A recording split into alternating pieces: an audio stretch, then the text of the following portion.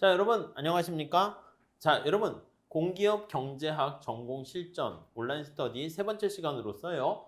이번 시간에는 우리가 거시경제 파트 내용을 한번 살펴보도록 하겠습니다. 자, 거시경제는요, 미시경제와는 다르게 경제 전체를 대상으로 우리가 살펴보는 것이잖아요. 거시경제 전체 관련된 여러 가지 변수를 살펴보고요. 그리고 이제 국민소득이 어떻게 결정되는가라는 국민소득 결정 이론에 포인트를 맞추시면 되겠습니다. 그래서 우리가 제목은 이렇게 달았지만 이 국민소득에 모든 게 다 담겨 있는 거예요.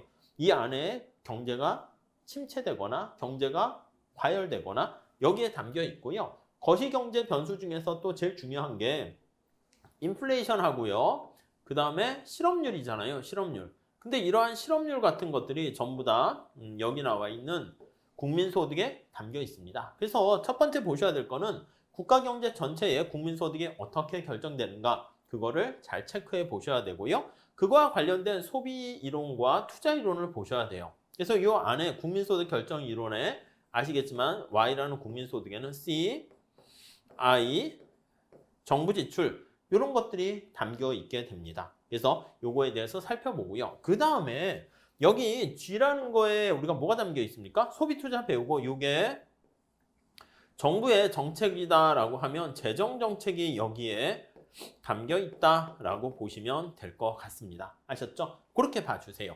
그리고 화폐에 대한 수요 공급 있잖아요. 화폐에 대한 수요와 공급, 이게 바로 통화 정책과 관련된 겁니다. 그래서 통화량을 증가시키게 되면 유동성, 돈이 많아지게 되고요. 돈을 빌리기가 쉬워져. 그래서 이자율이 떨어지는 거에 초점 맞춰서 통화 정책과 관련해서 보시면 될 것 같아요.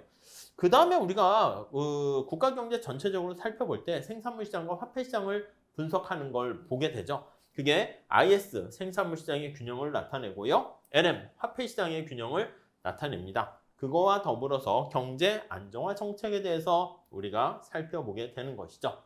자, 그래서 우선 구체적으로 보시면 거시경제학이라는 것은 국가경제 전체적으로 살펴보는 거예요. 개별 경제 주체들로 구성된 경제의 총체적인 애그리게이트라는 표현을 사용하게 되는 것이죠. 그래서 앞에다가 총자가 붙어요. 총생산, 총소득, 총고용 이런 것들이 붙게 됩니다. 더 나가서 이런 것도 마찬가지야. 개별 상품의 가격이 아니라 상품의 가격을 합친 걸 물가 이렇게 표현을 하게 되는 것이죠. 자, 통화량과 금리와 재정, 경제성장, 국제수지 같은 이런 거시경제 변수들이 서로 어떻게 얽히고 설키고 돼 있는가, 그거를 살펴보게 되는 것입니다. 자, 그래서요, 거시경제 변수들이 서로 얽히고 설키고 연관을 지니고 있다는 것을 보시게 되는데, 한 나라의 총생산이 증가하게 되면은 국민소득이 증가합니다. 자, 국민소득이 증가하면 고용이 증가하고요, 실업률은 떨어지게 돼요. 그러면서 소비랑 투자 같은 것들이 증가하게 되는 이 일련의 여러 가지 변수들의 관계에 대해서 살펴봐요. 그래서 여러분들은 미시와는 다르게 거시경제학에서는요, 이러한 변수들이 어떻게 상호 연관관계를 갖고 있는가, 그거를 파악하시는 게 제일 중요하다, 이렇게 생각을 하시면 되겠습니다. 자, 그래서요, 먼저 첫 번째 GDP에 대해서 보셔야 되는데, GDP는요, 그 개념은 쉬워요. 일정 기간 동안의 유량 개념입니다. 어떠한 국경 안에서 한 나라 땅덩이 내에서 생산된 모든 최종 생산물의 시장 가치에 대해서 살펴보게 되는 것인데, 국내 총생산, 국내 총생산물의 가치, 이렇게 표현을 하게 돼요. 자, 요거는요, 우리가 국민소득이 여러 가지 변수가 있는데, 그러한 다양한 여러 가지 국민소득과 관련된 변수들에서 일련의 대표적인 국민소득 관련된 변수가 GDP다, 이렇게 생각하시면 되겠습니다. 자, 그래가지고요, 먼저 GDP와 관련해가지고는요, 이게 뭐가 유용하냐라고 하면, 여러분, GDP가 높을수록 그 나라가 좀 생활하기가 좋은 거야. 그래서 그 국민들의 생활 수준이 이렇게 높다라는 것을 우리가 알 수가 있습니다. 그래서 우리가 GDP 이렇게 많이 얘기하는 겁니다. 근데 이 GDP 개념에 한계가 있죠. 첫 번째는 추계 방법이 몇 가지 일관성이 떨어지는 측면이 있고요. 그리고 여가를 충분하게 반영하지 못해요. 우리가 궁극적으로 국민소득이 높으면 생활 수준이 높아지고, 이게 행복과 관련된 거 아니겠습니까? 행복. 맞아요. 행복해진다라고 생각하시면 되는데, 아니, 여가를 충분히 누리게 되면 행복해지는 게 맞아요. 근데 이 여가를 늘리게 되면 우리가 일을 안 하잖아. 뭔가 가치 있는 생산을 안 하는 거잖아요. 그러니까 국민소득은 떨어져. 그러니까 사실 이런 것들이 반영되지 못하고요. 오히려 공해라든가 자연 파괴, 물질 문명이 막 이렇게 발전하게 되면 사실 삶은 행복은 떨어짐에도 불구하고 GDP는 올라가는 그런 문제가 발생합니다. 교통체증, 범죄 증가, 이런 것들이 제대로 반영이 되지 않습니다. 또 상품의 퀄리티 같은 것들이 반영되지 않는 거 그렇게 보시면 되겠고요. 그리고 GDP 관련해서는요. 시험에 자주 출제되는 게 GDP에 포함되는 거랑 포함되지 않는 거 있죠. 그게 제일 중요해요. 그래서 여기 문제를 가져왔는데 한번 살펴볼게요. 다음 중 401번의 문제입니다. GDP 개념과 관련해서 옳지 않은 설명을 모두 고른 것은 이렇게 돼 있습니다. 자, 한번 찾아보세요. 여기서 어떤 겁니까? 답 찾았습니까? 네, 기억 볼게요. 일정 기간 유량 맞아요. 오케이, 플로우다라고 보시면 되겠고요. 니은, 이거 중요한 건데 우리 가게가 새로 건축된 주택을 구입했다. 우리 사는 거잖아. 주택을 소비하는 거잖아. 옷과 이런 거와 관련된 건데 이거는 가계 소비가 아니고요. 투자에 포함됩니다. 그래서 이것을 뭐라 그러냐면 주택 투자다 이렇게 얘기를 하게 돼요. 아시겠습니까? 그래서 이게 소비 항목이 아니에요. 니은 틀렸고요. 자, 그 다음에 여기 디귿 자가주택으로부터의 주거 서비스. 이게 자가주택, 자기가 사는 집 있잖아. 자기가 생산한 농부들의 농산물 이런 것들은 GDP에 포함됩니다. 우리가 귀속소득이다라고 얘기합니다. 귀속됐다라는 말을 사용합니다. 그래서 이렇게 귀속소득은 GDP에 포함된다 이렇게 보시면 될 것 같고요. 다음에 빈곤층을 위해서 정부가 보조금을 지출해 줍니다. 이걸 뭐라 그러냐면 이전 지출이라고 얘기해요. 트랜스퍼 한다라는 표현을 씁니다. 아무런 대가 없이 일방적으로 제출해 준다라고 얘기하는 건데요. 얘는 뭔가 가치를 창출하는 뭔가 대가를 주고받는 게 아니기 때문에 이거는 GDP에 포함되지 않는다 이렇게 보시면 되겠습니다. 아셨죠? 그래서 GDP 산정에 포함되지 않습니다. 자, 국내 외국인 기업의 생산. 여러분, 외국 사람이지만 우리나라 땅덩이 내에서 생산한 겁니다. 어디? 국내예요, 국내. 이거는 포함이 된다. 이렇게 보시면 되겠고. 가사 서비스, 가사 노동입니다. 이거는 원래 시장에서 생산된 건 아니야. 그렇기 때문에 원래 포함시켜야 되는데 시장에서의 거래가 되는 건 아니기 때문에 포함되지 않는다. 이런 것도 어떻게 보면 GDP에서의 한계가 되는 거죠. 네, 이 정도 해서 GDP 개념, 그리고 GDP에 포함되는 거, 포함되지 않는 거. 이게 먼저 첫 번째 거시경제에서는 제일 중요합니다. 그 다음에 GDP 말고 우리가 이렇게 보면 이게 국민소득, GDP와 관련된 변수가 수평축에 나와 있는 변수잖아요. 그리고요, 수직축에 나와 있는 변수가 P라고 쓰는데 이게 물가지수입니다. 자, 물가지수에 대해서도 우리가 보셔야 되는 거죠. 물가지수는 어떤 물가, 상품들의 가격을 다 평균적으로 총체적으로 집계를 하게 된 걸 나타내는 것이고요. 생산자가 이제 관련된 게 생산자 물가지수 이렇게 얘기합니다. 대략 한 1000여 개라고 생각하시면 되겠습니다. 그래서 전부 다 품목이 아니라 생산자랑 밀접한 관련이 있는 것들 모아놓은 것이고요. 소비자가 소비하는 거와 밀접한 관련이 있는 게 소비자 물가지수 이렇게 돼 있습니다. 그래서 여기 소비자들의 어떤 각종 서비스와 관련된 약간 여기 보시면 한 500여 가지 정도가 됩니다. 그래서 이런 것들 다른 가중치를 적용해서 사용하는 게 소비자 물가지수 이렇게 생각을 하시면 되겠습니다. 오케이, 이해되시죠? 자, 그 다음에 이 GDP 디플레이터 해가지고요. 이게 어떻게 하냐면 우선 암기도 해 주셔야 됩니다. 자, 우리 명목 GDP는 어떻게 됩니까? 요거 우리 제가 시간으로 표현해가지고 각 기준 연도의 명목 GDP, 비교 연도의 명목 GDP 그렇게 해서 얘기해 주잖아요. 여기 보시면 이게 기준 연도야. 그럼 T가 0고요. 여기가 비교 연도야. 그럼 T가 1 이렇게 해서 보시면 돼요. 이게 P0, Q0 이렇게 있고요. 기준 연도에는 P1, Q1 이렇게 있습니다. 자, 그런데 이렇게 되면 이게 P 때문에 증가했는지 Q 때문에 증가했는지 알 수가 없기 때문에 명목 GDP 말고 기준 연도의 가격을 기준으로 해가지고요. 이렇게 갖다가 쓰는 거예요. 이게 실질 GDP라고 그랬죠. 이렇게 됩니다. 자, 뒤에다가 Q를 그대로 곱해줘. 그 다음에 Q0, Q0, 여긴 Q1이죠. 이렇게 됩니다. 자, 이걸 뭐라 그래요? 이거 실질 GDP. 그쵸? 얘가 실질 GDP 이렇게 되는 것이고요. 위에 나와 있는 거 이거 어떻게 됩니까? 명목 GDP 이렇게 되는 거죠. 명목 GDP. 자, 그래서 실질 GDP랑 명목 GDP의 이 차이를 이런 식으로 계산을 하게 됩니다. 자, 그러면 명목과 실질 이렇게 계산하시면 여기 나와 있죠? 뭐가 차이가 나요? Q는 똑같잖아. Q는 똑같고 P가 얼마나 증가했는가 나타내서 이렇게 명목을 실질로 나눠주면 그걸 GDP, 디플레이터 이렇게 얘기를 하게 되는 것이죠. 아시겠죠? 자, CPI가 소비자 물가지수고 생산자 물가지수예요. GDP 디플레이터 요거는 모든 걸 다 포함시키는 건데 얘네 둘은요. 우리가 이거 알아두셔야 돼요. 라스파일스 가격지수를 사용하고요. 얘는요. 파세 가격지수를 사용한다. 이렇게 보시면 되겠습니다. 자, 그래서 여기 뭐가 들어가고 관련된 거 있는데 이게 뭐 사실 중요한 건 아니야. 제가 소개하려고 살짝 했지만 우리한테 중요한 거는 이렇게 GDP 디플레이터라든가 라스파일스 파세 물가지수 계산하는 거 거기에 초점을 맞추시면 될 것 같습니다. 아셨죠? 네, 잘 좀 정리 좀 해주시고요. 자, 그 다음에 우리가 GDP 결정 모형을 기준으로 해가지고요. 우리 거시경제학은 크게 고전학파랑 케인즈학파로 구성되어 있는 거 이해되십니까? 아시겠죠? 고전학파는 어떤 특성이 있어요? 공급을 중시 여겨요. 케인즈학파는 수요를 중시 여겨요. 대공황이 왜 발생했니? 라고 하면 지금과 같은 거야. 여러분, 우리가 음식점 먹을 거리가 없어서 지금 경제가 안 좋은 거예요? 자동차 생산을 못 해가지고 그런 거야? 그게 아니잖아. 코로나 때문에 만약에 사람들이 길거리에 사람이 없고 물건을 사지 못하게 되면 그래서 경제 침체의 원인이 되는 거예요. 그래서 케인즈는 야, 공급도 중요한데 그거보다 더 중요한 게 바로 수요가 중요하다. 이렇게 해서 접근하게 되는 게 케인즈고요.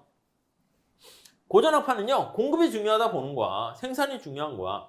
그래서 생산과 공급, 자본 이런 거, 기술 이런 것들을 많이 하게 되면은 이렇게 되면은 바로 경제가 성장한다 이렇게 얘기를 하는 거죠. 무슨 말씀인지 아시겠죠? 그리고 케인즈는 약간 단기적인 측면에서 접근을 한다라고 하면요. 고전학파는 장기적인 측면에서 접근을 한다 이렇게 보시면 될 것 같고요.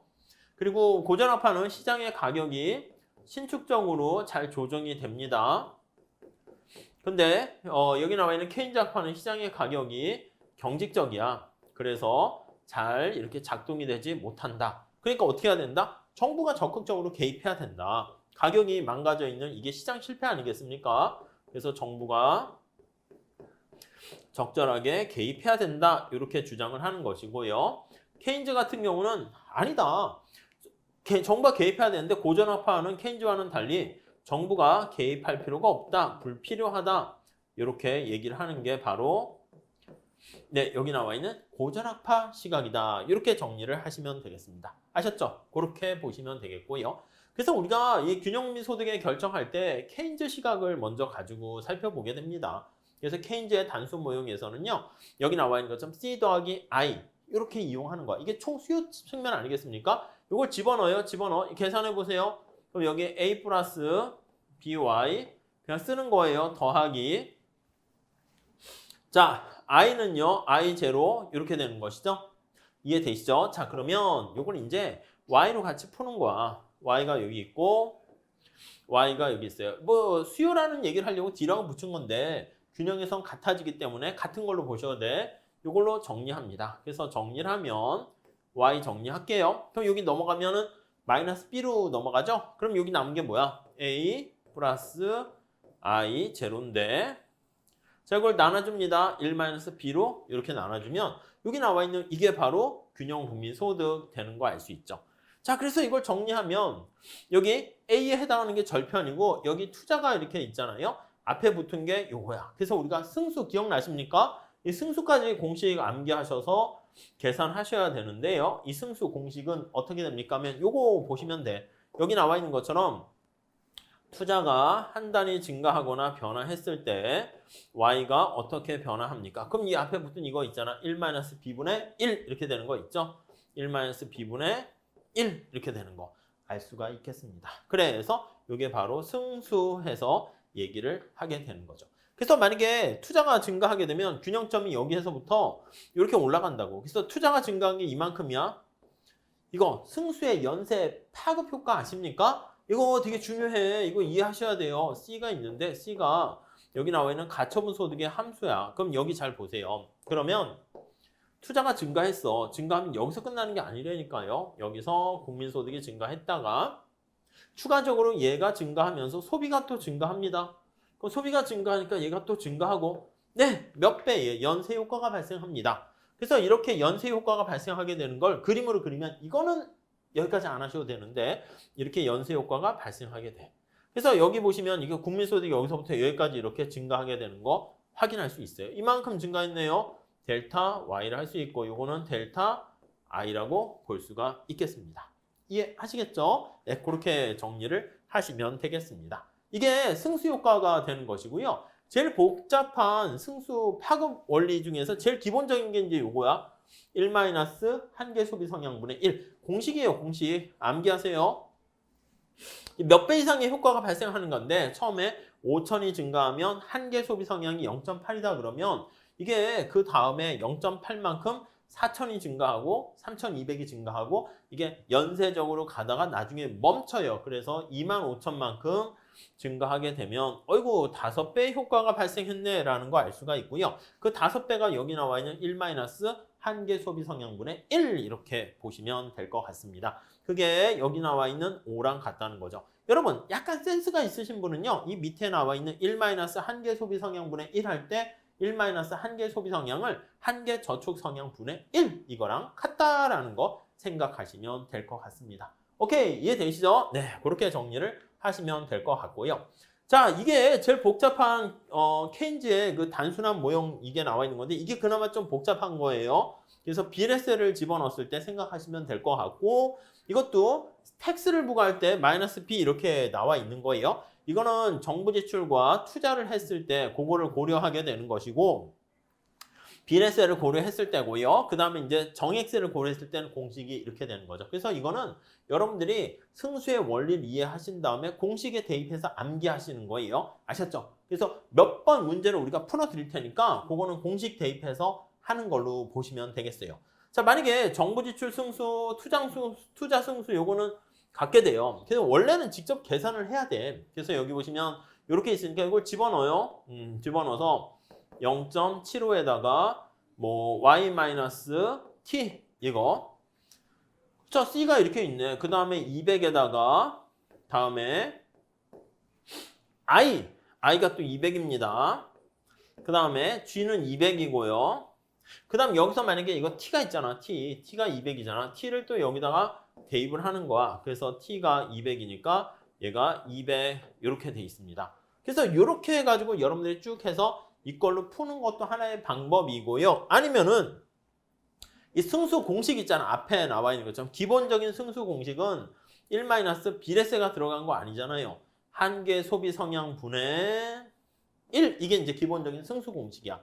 자 그럼 한계 소비 성향이 뭐냐면 이거야. 이거 앞에 나와 있는 0.75가 이게 MPC라는 거 아시죠? 소득이 한 단위 증가할 때 소비가 얼마나 증가하는가 그걸 나타내요. 그러면 얘가 1-0.75 그럼 이게 0.25분의 1 하니까 승수는 4 이렇게 되겠죠.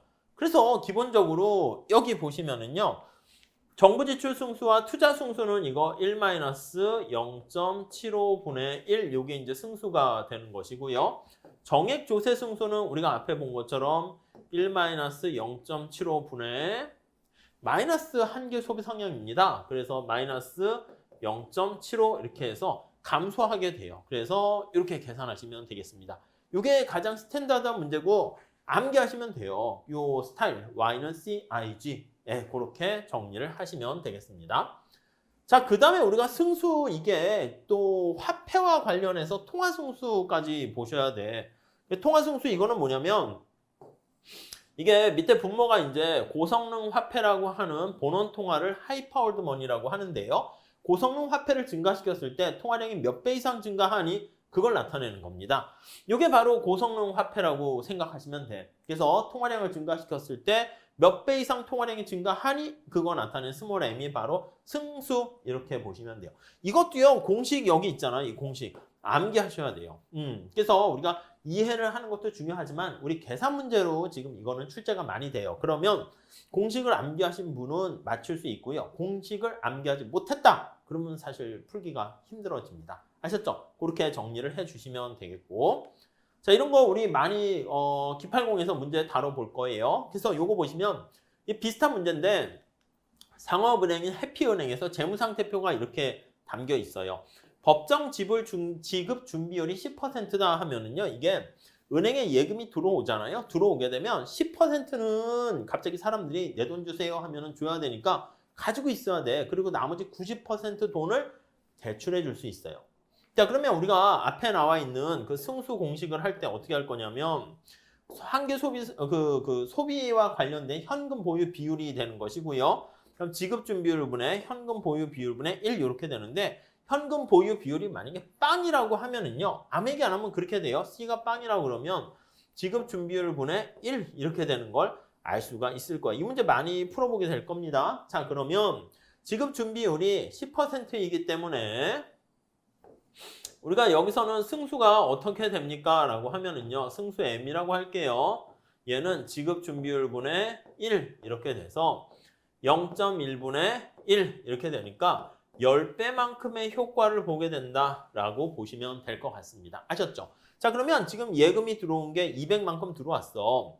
그럼 여기 은행에선 지금 지급준비금을 얼마만큼 보유를 하면 됩니까? 라고 하면은 사실은 10%만큼만 보유하면 돼. 10%만 의무적으로 보유를 하면 되는데요. 네, 이해하시겠죠? 그런데 더 많이 보유하고 있는 거야. 여기서의 10%는 20이야, 20. 근데 60을 보유하고 있으니까 이 경우에는 지급 준비를 위해서 가지고 있는 돈이 얼마만큼을 더 대출할 수 있습니까? 라고 하면은 40만큼의 대출이 가능하다. 이렇게 보시면 될 것 같습니다. 이해하시겠습니까? 그럼 40을 대출하게 되면 승수가 지금 10배 효과가 있으니까 얼마만큼의 효과를 봅니까? 40의 10배인 400배 이렇게 되는 거예요. 400 이렇게 되는 거예요. 무슨 말씀인지 아시겠죠? 예, 이렇게 나타내는 게 가장 기본적인, 이게 쉬운 게 아닙니다. 여기 나와 있는 것처럼 재무상태 대차대조표 해서 보는 건데 뭐 회계랑 관련된 건 아니지만 그래도 그렇게 해서 볼 줄 아는 거 그런 것도 물어보니까 좀 잘 체크해 주시면 좋겠어요. 이것도 계산 문제니까 우리 거시에서는 전체적인 고전학파, 케인즈 학파의 커다란 시각도 있고 그 다음에 계산 문제 좀 있고 그렇게 보시면 되겠습니다. 자, 케인즈 학파의 이자율을 나타내는 건데 이게 화폐 시장입니다. 화폐 수요 공급이 나와 있어요. 그러면 이게 화폐 수요 이렇게 나와 있고요. 화폐 공급이 바로 우리가 앞에서 얘기했던 그 공식 집어넣으시면 될 것 같고요.